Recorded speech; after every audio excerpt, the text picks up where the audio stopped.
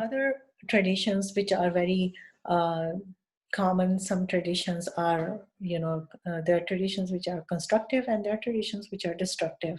And in many of the countries such as India, Pakistan, Bangladesh, some of the custom practices have been there for a long period of time and may not be very constructive for a society, but they are part of the society. Now, the problem is that when they are, those kind of things are shown in media, it seems like they are part of Islam, but actually they are not, because they are not really a part of Islam. They are part of the custom and tradition of that particular country. But the confusion arises when it's combined with the word Islam and says like, oh, this is like an Islamic practice. Well, you have to separate the Islamic practices with the cultural practices. You cannot really say that this is a Islamic practice if you don't know what Islam teaches you, or if you don't know what Islam is all about. So how can you make that judgment? How can you make that distinction if you don't have that knowledge? So in order to make that distinction between culture and religious practices, you have to understand what Islamic teachings are and what it teach, what it does not teach, what it promotes, what it does not promote, what is constructive according to Islam and what is destructive according to Islam. So if you have that distinction, if you be able to understand that, then you can make that distinction. Otherwise, with this world drama that goes on around us, it will be very hard to understand the human society we live in, and we won't be able to make that distinction. Now, I'll give you a brief example.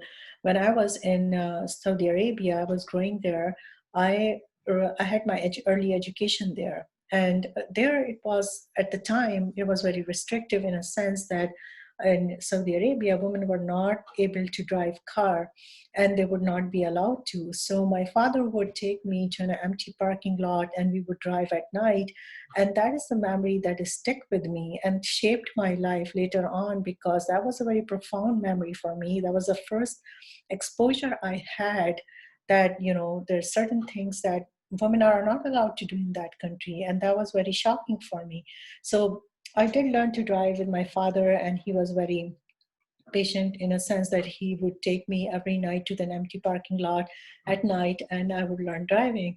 But when I came to Pakistan and I explored their tradition, cultures, and the way they're living there, I was very shocked to see that there's no such restriction. I said, why is it that there's no restriction on women driving car? Because transportation is easily available there and there's no restriction whatsoever. So it's because like how every country has different kind of practices and they usually have that to control their own population, to control the society. It has nothing to do with Islam.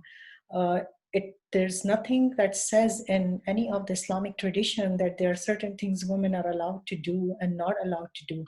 It's how the country, the specific country, whether it's a European country or Muslim country or any Saudi Arabia or Middle Eastern country, however they wanted to control the mass, they would set those rules and regulations, and simple as that.